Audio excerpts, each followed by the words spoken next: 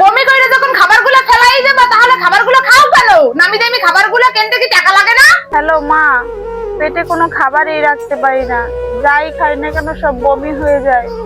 সবসময় মাথাটা কেমন ঘোরে, বমি বমি ভাব, শরীরটা খুব দুর্বল লাগে, অনেক ক্লান্ত, কোনো খাবারই খেতে মন চায় না।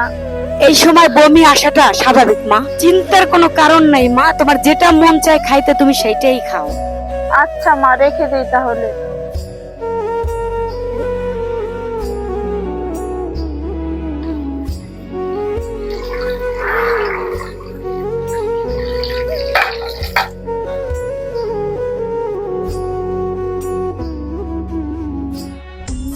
চলে আসছো তুমি?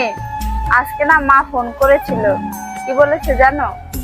আমার যা খাইতে মন চায় আমি যেন এই সময় তাই খাই।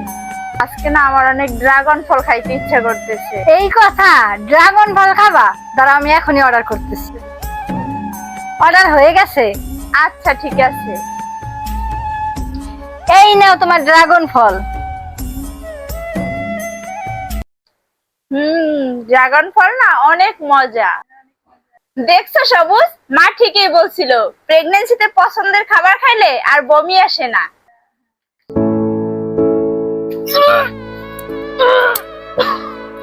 এই সাবধানে যাইও।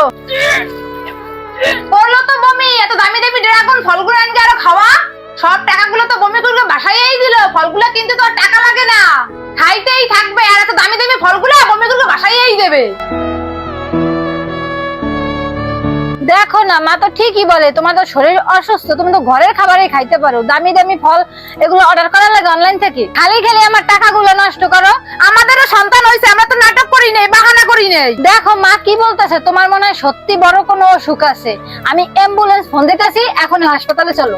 আরে বাবা, ডাক্তারের কাছে কেন নিবি? বাচ্চা পেটে থাকলে একটু বমি করে, এটা স্বাভাবিক। এরকম সবার বেলায় হয়, শুধু শুধু তুই ডাক্তারের কাছে নিয়ে তো টাকাগুলো কেন নষ্ট করবি? ঠিক এই কথাটাই মা তোমার মুখ থেকে আমি শুনতে চাইছিলাম। এই সময়টা তো তুমি জানো মা, মেয়েদের মুড সুইং হয়, বমি বমি হয়, মেয়েদের খারাপ লাগে, বমি আসে। তারপর এত কিছু জানার পরে তুমি কেন ওরে প্রতিদিন কথা শোনাও? ওর অসহায়ত্বের সুযোগ নাও। শোনো, তোমার যখন যেটা খাইতে চাই তুমি সেটাই খাবা। তারপর যদি বমি করে ফালাইতে হয় তারপরও কোনো সমস্যা নাই, তুমি ফালাবা। তোমার কিছু খাইতে চাইলে অনলাইন থেকে অর্ডার করবা, অথবা যদি না পারো আমারে বলবা, আমি তোমার অর্ডার করে এনে দেবো, ঠিক আছে? শাশুড়ির খোঁচা মারা কথায় কখনোই কষ্ট লাগবে না, কিন্তু জীবন সঙ্গী এমন হওয়া চাই যে সুখে দুঃখে সব সময় পাশে থাকবে।